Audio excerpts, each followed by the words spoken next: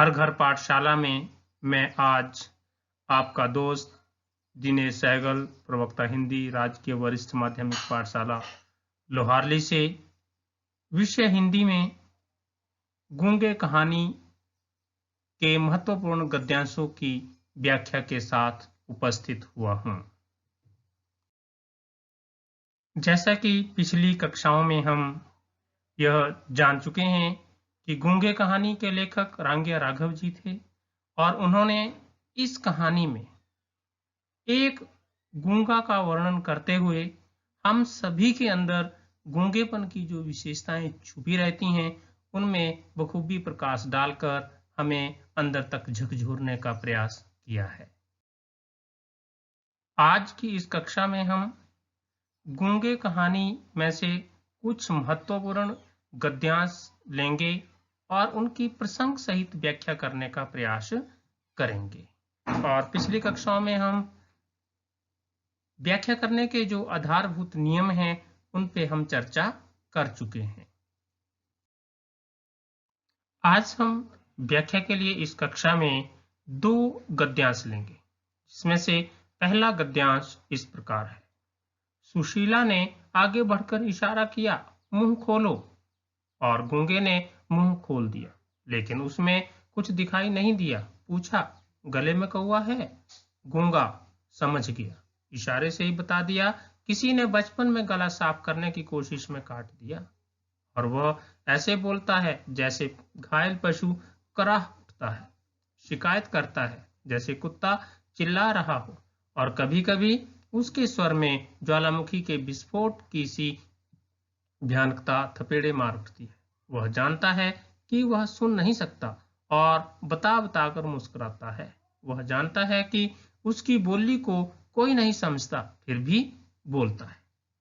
तो यह गद्यांश पढ़ने के बाद हमारी समझ में आ गया है कि यह गूंगे कहानी से लिया गया है और इसका जो प्रसंग है वो यह है कि गूंगा जिस बस्ती में रह रहा है उस बस्ती में जो है वो चमेली रहती है। चमेली की बेटी शकुंतला है और उसकी सहेली सुशीला जो है वो घूमने निकली होती हैं और उन्हें वहां पर गूंगा दिखाई देता है। और गूंगा से वो किस तरह से बात करती है वो यहाँ पर दिखाया गया है। अब हम इसके बाद इसका प्रसंग कैसे लिखना है उस पे बात करते हैं। इस गद्यांश का प्रसंग कुछ इस तरह से बनेगा। प्रस्तुत गद्यांश हमारी हिंदी की पाठ्य पुस्तक अंतरा भाग 1 में संकलित व प्रसिद्ध गद्य लेखक रांगिया राघव द्वारा रचित कहानी गूंगे से लिया गया है। इस कहानी में विकलांगों की व्यथा दशा, उनके प्रति समाज के लोगों की संवेदनहीनता को उजागर किया गया है। इन पंक्तियों में चमेली गूंगे पर दया दिखाती है, वह उसे अपने घर काम पर रखना चाहती है। उसकी पड़ोसन सुशीला जो उसकी सहेली भी है, वह गूंगे से इशारों में क्या क्या जानना चाहती है, वह क्या क्या वह बताना चाहता है उसको इस गद्यांश में बताया गया है।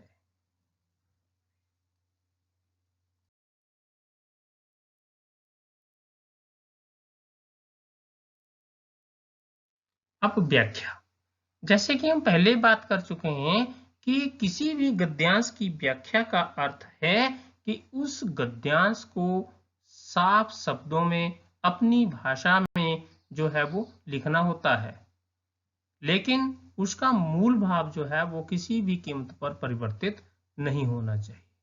तो हम इस गद्यांश की व्याख्या कुछ इस तरह से करेंगे।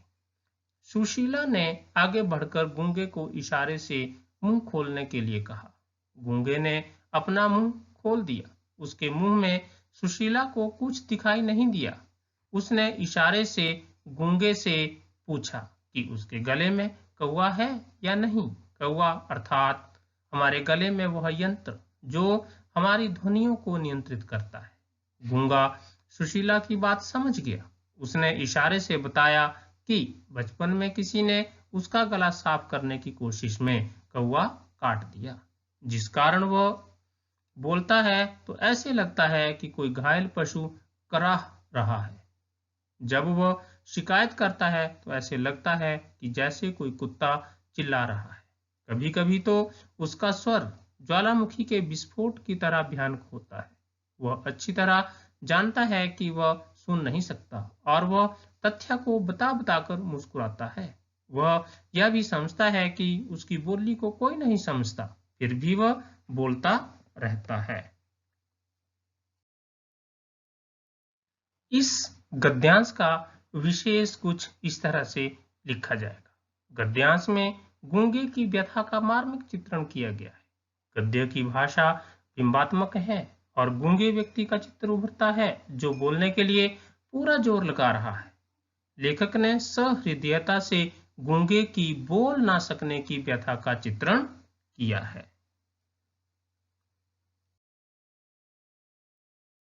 इसके बाद हम व्याख्या के लिए इसी गूंगे कहानी से एक और गद्यांश लेते हैं, जो गद्यांश कुछ इस प्रकार है। घर पर बुआ मारती थी, फूफा मारता था क्योंकि उन्होंने उसे पाला था।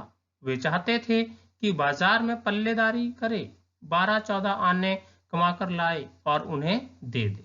बदले में वे उसके सामने बाजरे और चने की रोटियां डाल दें।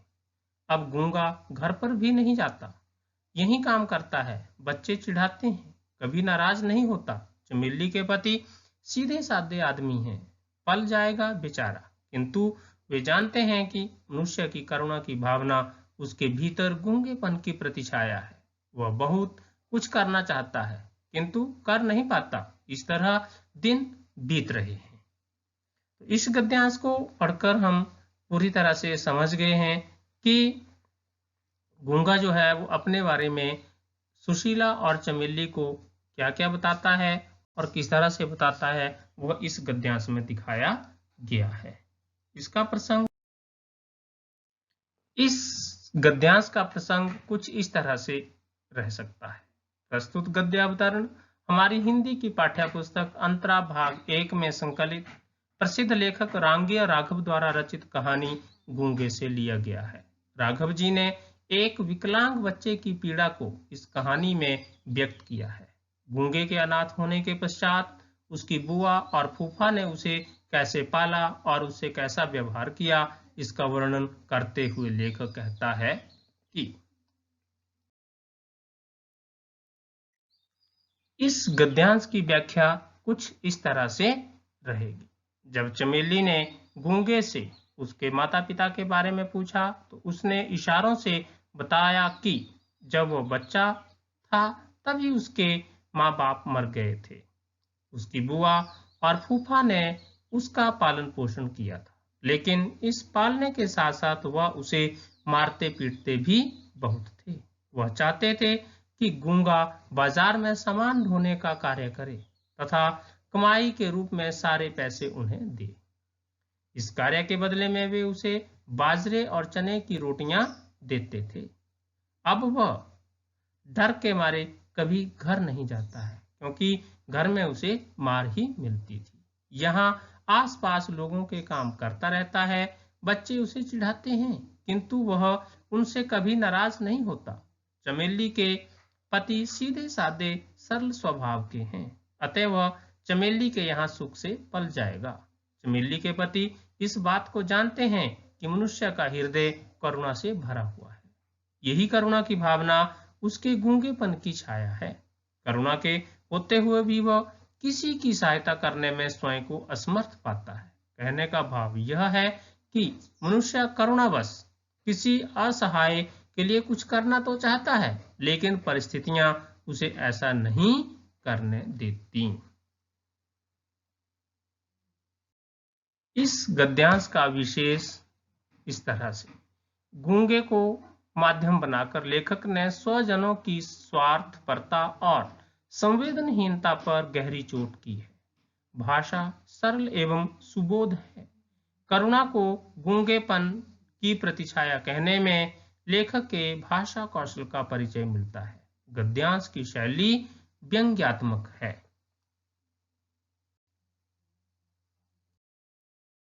इस तरह से हमने देखा कि हमने दो गद्यांशों की व्याख्या की। यह तो केवल उदाहरण मात्र हैं।